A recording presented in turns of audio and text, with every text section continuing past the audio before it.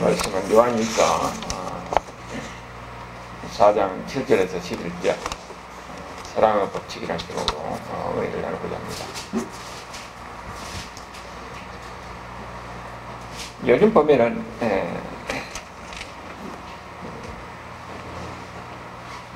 유명인들에게 과거에 내가 유명인들이 이제 올라오면은 다른 사람이 저 사람 과거에 이렇게 이런 했다 그래가지고 SNS에 올려버리면은 그것이 이제 퍼져나가니까 굉장히 위험한 상황이 되는 것을 우리가 많이 봐요.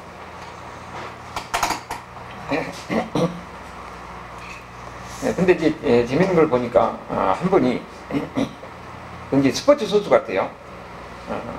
근데 유명한 스포츠 선수인데 과거에 초등학교 때 저 사람이 나를 괴롭혔다는 거예요. 괴롭혔다고 그래가지고 이제 올려버리니까 이제 그 이제 퍼져나가니까 그럼 어떻게 됩니까? 저 사람 나쁜 놈 이렇게 되는 겁니다. 그러니까 이제 당사자 입장에서는 초등학교 때는 벌써 까마득할 때인데 자기는 그런 기억이 없지요. 그러니까 막 변명하고 하는데 대부분 다 어떻습니까? 약자 입장에서 사람들이 그것을 동조해가지고 그 사람 나쁜 놈이라고 그렇게 해가지고 완전히 매장시켜버리는 그런 경우가 지금 우리가 가운데 계속 이렇게 나타나고 있는 것으로 우리가 봅니다. 우리는 항상 사람이 같이 있으면은 항상 갈등이라는 것이 피할 수가 없어요. 갈등 관계가. 근데 갈등 관계가 있으면은 항상 거기는 가해자가 있고 피해자가 있기 마련입니다.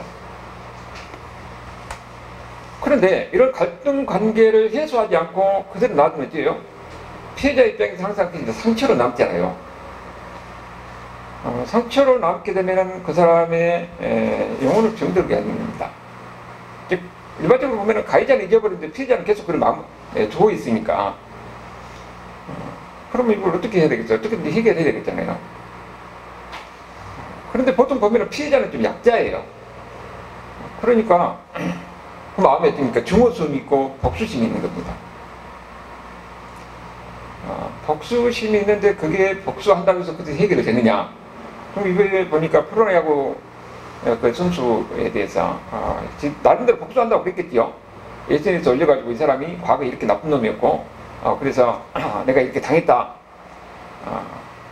그래서 마음에는 나름대로 시원할지 모르지만은 그러면은 그 사람은 지금 또 나름대로 또 증오심을 가지고 나중에 또 이렇게 했어요. 어떻게 또 복수를 하겠지요. 그런 복수의 반복인 겁니다.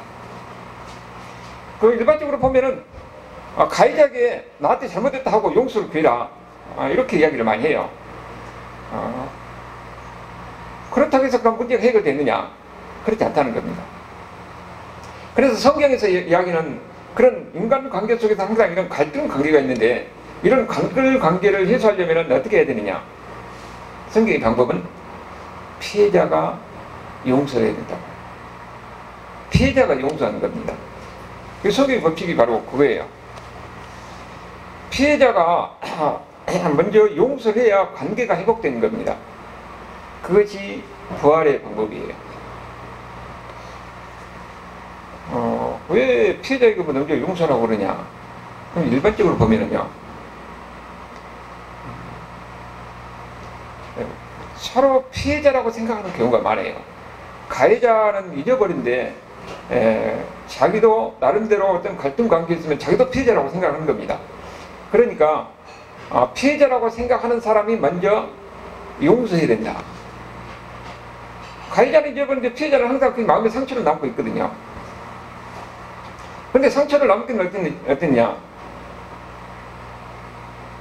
그 사람이 이 상처로 나오면은 그 사람이 삶에 영향을 미쳐요. 영혼이 병든다고 하고 그러죠. 그리고 일반적으로 보면은 그 문제가 해결이 안 되면은 마음에 그런 상처를 남게 되면은 그것이 다른 사람한테 영향을 미칩니다. 가정에서 문제가 해결이 안 되면 어떻게 됩니까? 자녀들에게 영향을 미치는 거예요.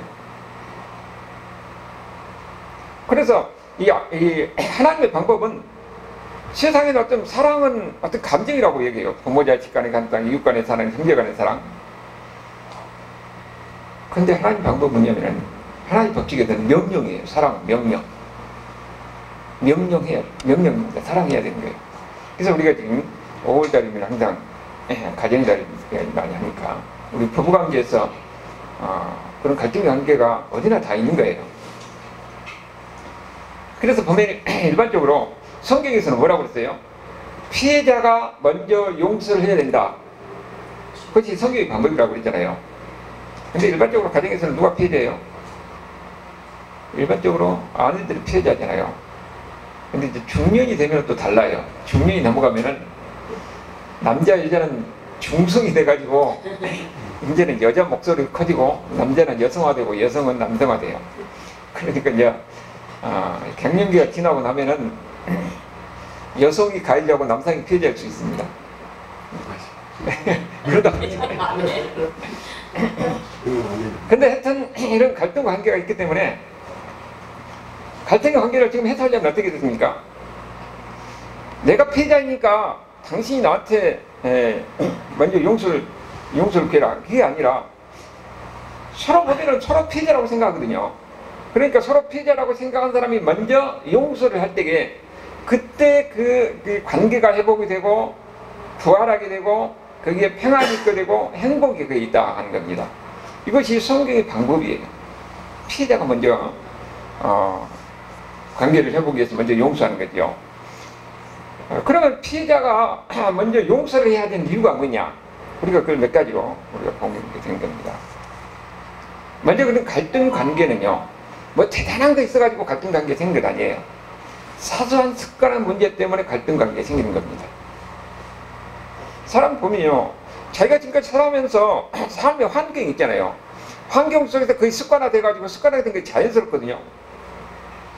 그런데 이제 같이 자주 이렇게 만나다 보면은 나하고 다르니까 저 사람이 가진 습관이 내 눈에 거슬려요. 그러다면은 그것을 이해가 안 되면 그걸 가지고 자꾸 습관을 지적하잖아요.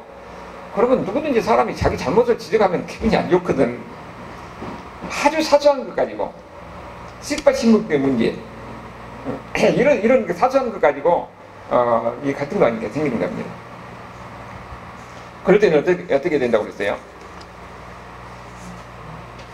피해자가 용서된다고 그랬잖아요. 그렇기 때문에 그때는 먼저 이해하는 것이 중요합니다. 먼저 이해하고 양보하고. 내 눈에 거슬린다고 해서 그것을 저 사람을 나한테 맞출 수는 없잖아요. 근데 그 가정만이 아니라 사람이 자주 보면 직장에도 그러거든요. 직장에도 자꾸 이렇게 사람이 안 나고 부딪히고 하다 보니까 저 사람이 저 사람 습관적인 것이 계속 반복이 되니까 본인은 모르거든요. 그게 자연스러운 것이니까. 근데 주변에 보면은 그것이 또 거슬리는 겁니다. 거슬리는 거 보면은 그것이 또 갈등 관계가 생길 수가 있는 거예요. 자기한테 영향을 미치니까. 그럴 때게 되면은 그런 문제 가지고 그 사람하고 갈등 관계가 생기면 문제가 해결 안 돼요. 그럴 때는 뭐라고 해요? 성경의 방법은 피해자가 먼저 용서를 해야 된다는 겁니다. 내가 먼저 저 사람을 이해하고 먼저 용서하고 먼저 사랑하는 것, 그것이 하나님의 방법이에요. 성경에서 우리에게 가르치는 하나님의 방법입니다. 사랑은 내가 해도 되고 하는 것이 아니라 성경에서는 명령이라고 그랬잖아요. 먼저 그러니까 내가 저 사람을 이해하고 용서하고 사랑할 때에 관계가 회복되고 그 관계 속에서 우리는 행복한 그 직장생활, 행복한 가정을 천국에서 누릴 수가 있게 되는 거죠. 그러니까 우리가 자주 만나는 사람들은 마찬가지입니다. 교회에서도 마찬가지예요. 그래서 우리가 자주 이렇게 보니까 보면은 나하고 저 사람은 다르기 때문에 그게 눈에 거슬릴 수가 있는 겁니다. 우리가 교회 안에서는 하나님의 방법대로 해야 되겠잖아요. 그것을 우리가 받아들여야 됩니다. 수용해야 됩니다. 그래서 내가 이해하고 용서하고 오히려 그를 사랑해야 되는 거예요. 그럴 때 우리가 관계가 만들어지고 그 관계 속에서 우리는 천국을 누리게 되는 거죠. 우리는 천국은 저 천국에서 죽어서 가는 천국만이 아니라 하나님의 백성들이 모여서 관계 속에서 행복을 만들어가고 천국을 만들어가는 것이 이 땅에서 우리가 누리는 천국이에요. 그러기 위해서는 어떻게 된다고요? 하나님 방법대로 해야 된다는 겁니다. 우리가 모든 갈등을 다른 것도 다 이야기할 수 있고 옳고 그름을 사람이 거기서 옳고 그름을 가지고는 문제는 따지면 문제가 해결이 안 됩니다. 부부간에서 싸우면 칼로 물베기잖아요. 그러니까 그걸 옳고 그름을 따지고는 문제가 해결이 안 돼요. 내가 먼저 그것을 이해를 하고 내가 먼저 용서를 해야 돼. 피해자라고 생각하는 사람이 먼저 용서를 해야 되는 거예요. 그러면 관계가 회복이 되는 것이고 그 안에서 천국을 누리게 되는 것이죠. 이것이 성경에서 우리에게 가르쳐주는 하나님의 방법이다 하는 겁니다. 그 다음에 두 번째는 모든 갈등을 보면은 대부분 다 거의 90%는 오해에서 생깁니다. 오해에서 생긴 것이기 때문에 피해자라고 생각하는 사람이 먼저 가서 용서를 구해야 돼요. 여러분, 우리가 LA 폭동 때 보면은요, 아니 이 흑인들이 백인들을 공격해야 되는데 백인들을 공격 안 하고 한인들을 막 공격해가지고, 아니 한인 상점에 뭐 불타고 막 그래가지고 한인들을 막 총으로 막 서로 전쟁등이 반복됐잖아요. 근데 그것이 시발이 어떻게 되면은 오해에서부터 시작되는 거예요. 흑인 여자가 소녀가 도둑질 한 줄 알고 한국 사람이 그 총으로 쏘았어요. 근데 그러니까 흑인들이 분노를 하는 거죠. 분노해가지고 공격 대상이 됩니까? 한국인들이, 한인들이 그래가지고 한인들의 상점이 불타고 완전히 그 전쟁 방불하는 그런 상황이 되는 거죠. 근데 그런 것뿐만 아니라 우리가 인간관계 속에서 많은 것들이 그래요. 서로 오해하는 가운데서 문제가 생기고 갈등이 생기고, 그리고 그것이 또 이 해결이 안 되면은 문제가 더 커지고 감정상으로 보이게 되는 겁니다. 여러분, 부부관계에서 서로 잘 아는 사람도 마찬가지예요.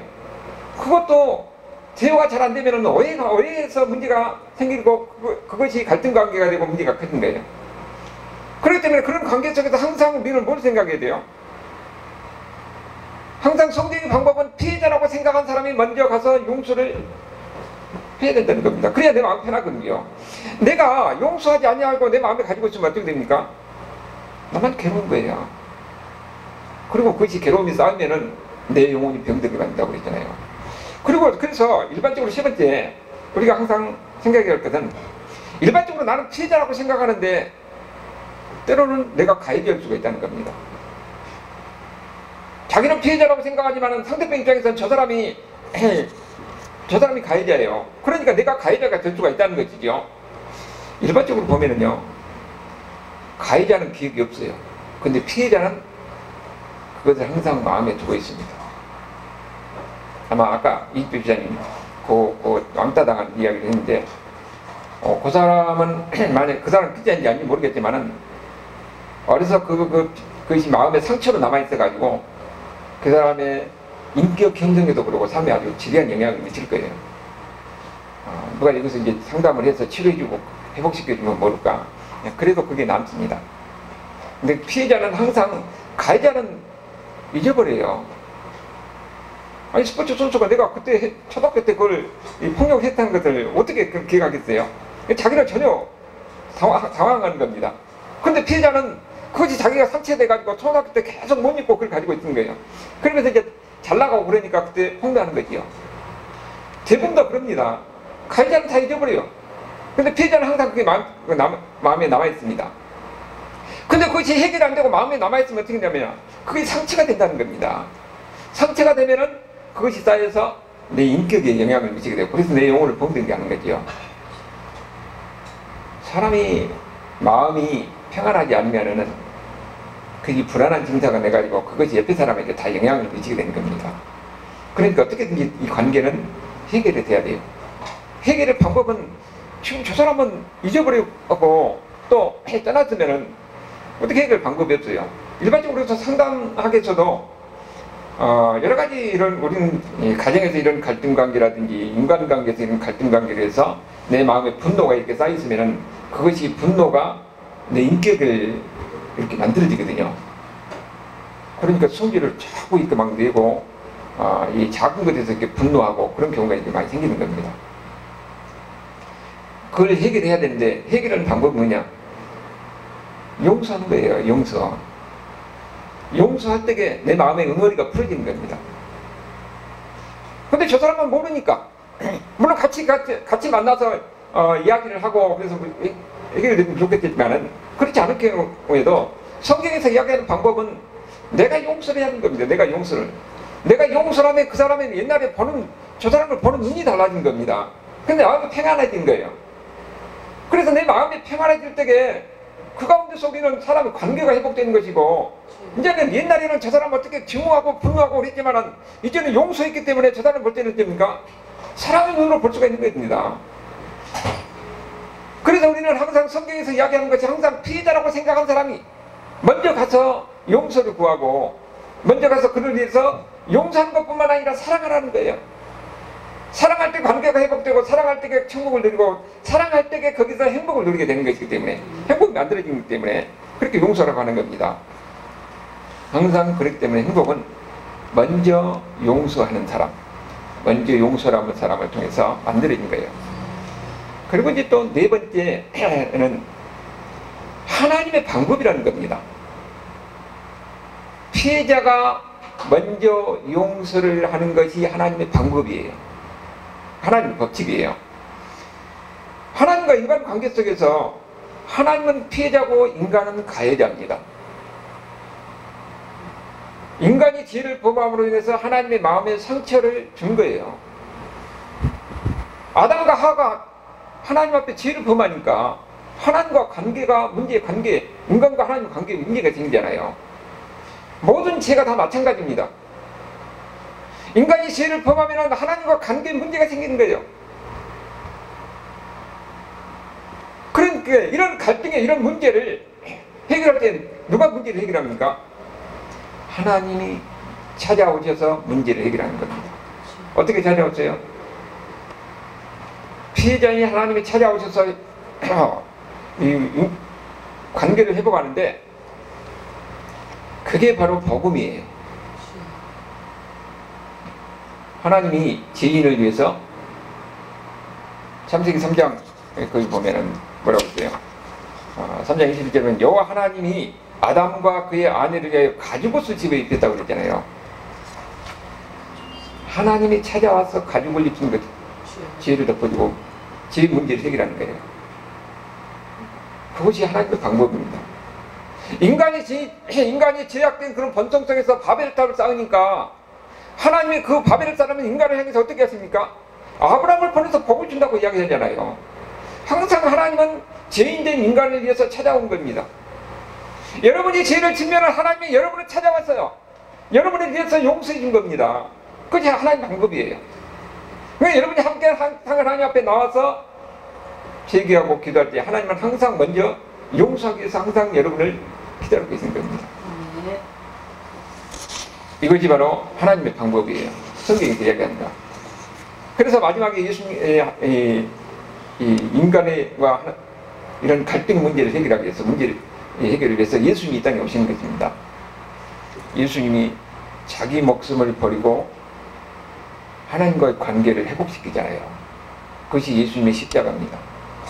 우리 모든 죄를 짊어지고 예수님이 하나님의 아들 된 예수님이 십자가에서 죽으신다. 그것을 요한일서 4장 10절에서 뭐라고 했습니까? 사랑은 여기 있으니 우리가 하나님을 사랑하는 것이 아니요 하나님이 우리를 사랑하사 우리 죄를 속하기 위하여 화목제물로 그 아들을 보내셨다. 이렇게 얘기하고 있습니다.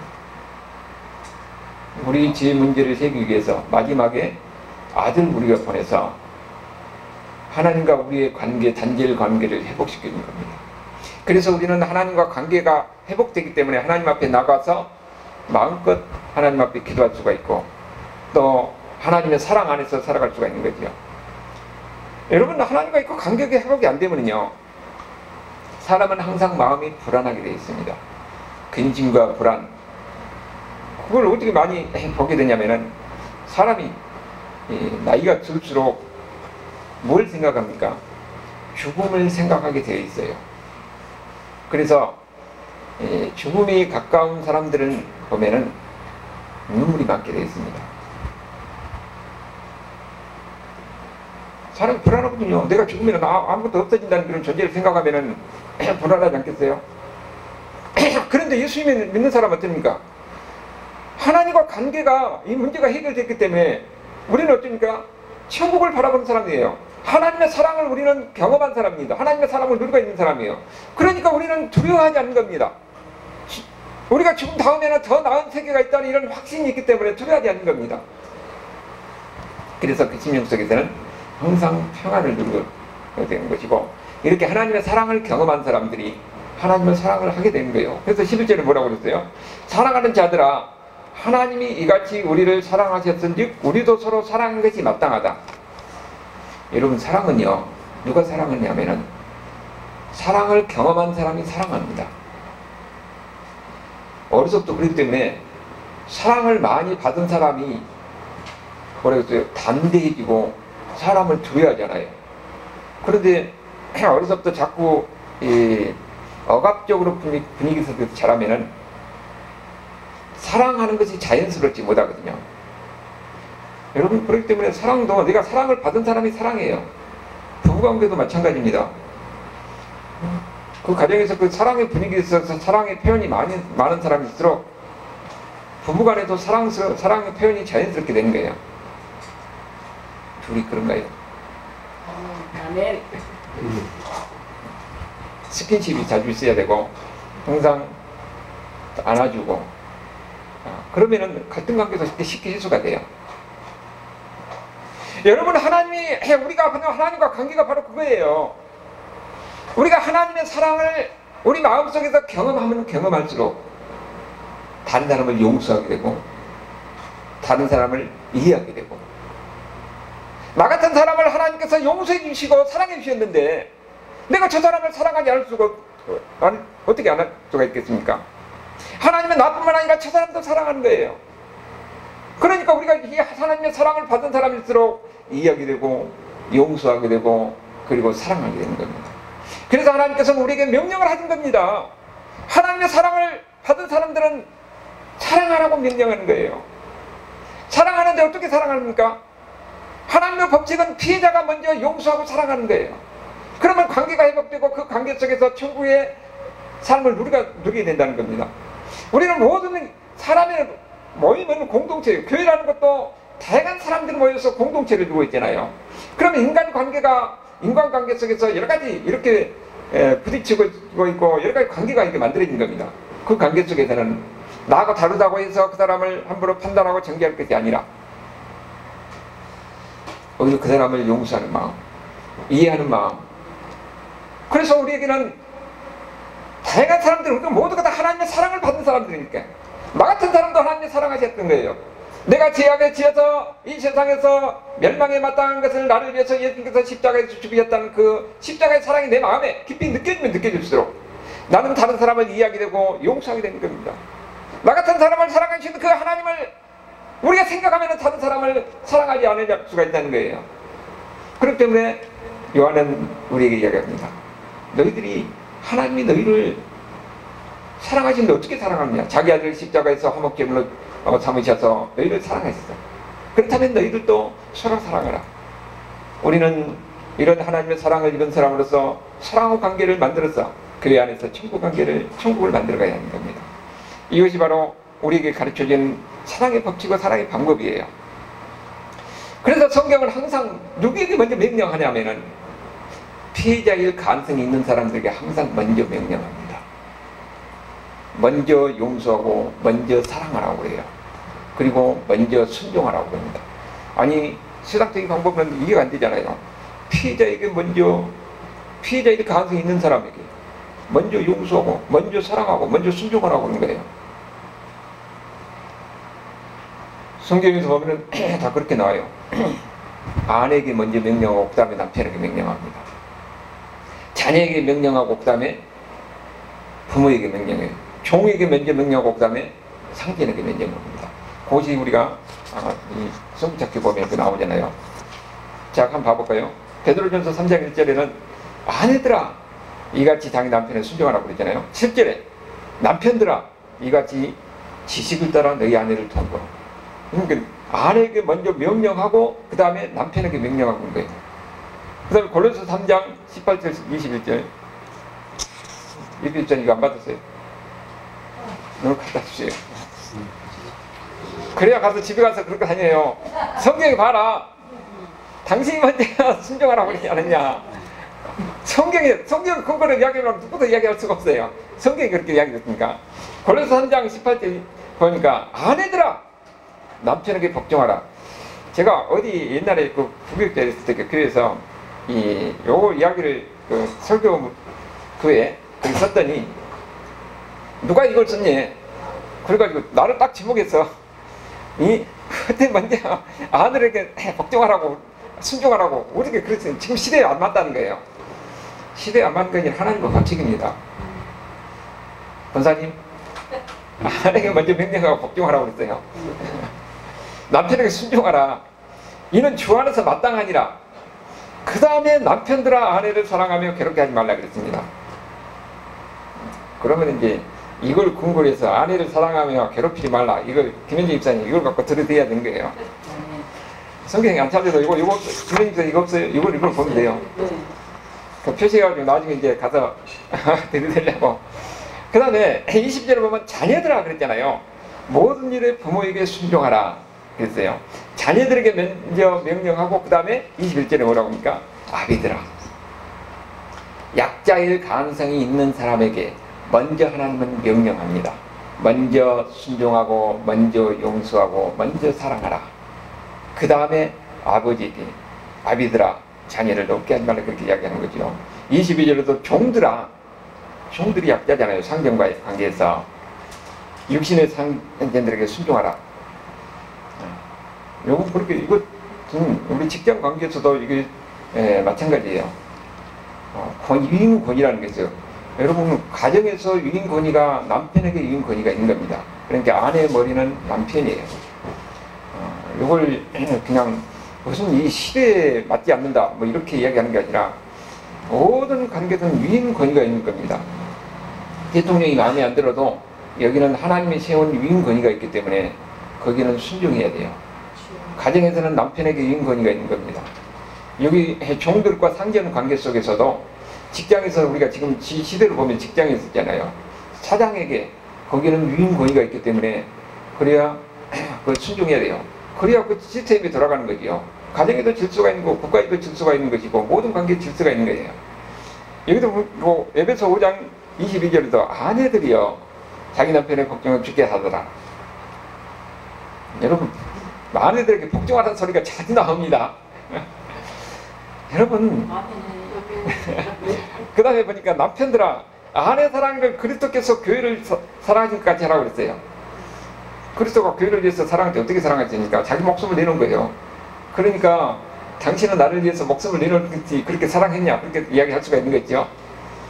그 다음에 에베소 6장 1절로 자녀들아 먼저 이야기합니다. 그 다음에 4절에 또 아비들아 이렇게 이야기하고 있어요. 약자일 가능성이 있는 사람들에게 먼저 하나님은 명령합니다. 먼저 용서하고 먼저 사랑하고 먼저 순종하거라. 네. 그러면은 관계가 회복되는 것이고 그 관계가 회복되는 가운데서 부활을 경험합니다. 거기서 천국을 경험하는 거예요. 행복은 항상 어디서부터 시작한다고요? 먼저 용서하는 사람을 통해서 행복이 만들어지는 겁니다. 먼저 사랑하는 사람을 통해서 행복이 만들어지는 거예요. 성경에서는 그렇기 때문에 항상 피해자일 가능성이 있는 사람들에게 먼저 용서하라고 그렇게 얘기합니다. 용서할 때에 가해자가 변합니다. 내가 용서하고 내가 사랑하고 내가 순종할 때에 그때 가해자일 가능성이 있는 사람들이 그때 변화가 되는 거예요. 그래야 거기서 평화가 있는 것이고 천국이 있는 겁니다. 가정에서도 항상 피해자라고 생각하는 사람들이 먼저 용서하고 먼저 사랑할 때에 관계가 회복되고 가정에서 평화를 이루는 거죠. 교회가 아름다운 교회가 만들어지기 위해서는 항상 인간의 관계 속에서는 항상 여러 가지 갈등 관계가 있을 수가 있기 때문에 피해자일 가능성이 있는 사람들이 내가 저 사람이 나와서 나에게 잘못했다고 해야 내가 용서하겠다. 이것은 세상의 방법이고 내가 피해자라고 생각할 때에 항상 먼저 내가 이해하고 내가 용서해주면은 그 사람에 대해서 내가 증오가 있을 수가 없잖아요. 그래서 관계가 회복되는 것이고 그 공동체는 행복한 관계, 천국을 같이 만들면서 그 안에서 누릴 수 있다는 거죠. 그렇기 때문에 우리는 항상 오월이면 가정이 되니까 이걸 우리가 항상 기억해야 돼요. 우리가 가정에 천국을 만들어가고 가정에 행복한 삶을 만들어가기 위해서는 어떻게 되느냐, 항상 네가 오느냐 내가 오느냐 이렇게 따져서는 항상 문제가 해결이 안 되는 겁니다. 내가 피해자라고 생각한 사람이 먼저 용서하고 먼저 이해하고 먼저 순종하고 먼저 사랑할 때에, 그러니까 여기 하나님의 법칙 안에서는 피해자든 가해자든 먼저 용서하고 먼저 사랑하는 거예요. 먼저 용서하고 먼저 이해하고 먼저 사랑할 때에 거기에는 관계가 회복되는 것이고 거기에는 천국이 거기서 만들어지는 겁니다. 우리는 여러 가지로 사정이 있고 다 사정이 있지만은 미약한 가운데서 우리 모든 가정에서 항상 이런 하나님의 법칙대로 하나님의 방법대로 살아가면서 천국을 만들어가고 그래서도 천국을 만들어가고 그런 가운데서 우리 심령 속에서는 항상 사랑과 평안이 넘치면서 이 땅에서 천국이요 가서도 천국이는 이런 하나님의 백성들의 삶이 될 수 있기를 주님으로 축원합니다. 아멘. 아버지 하나님 감사합니다.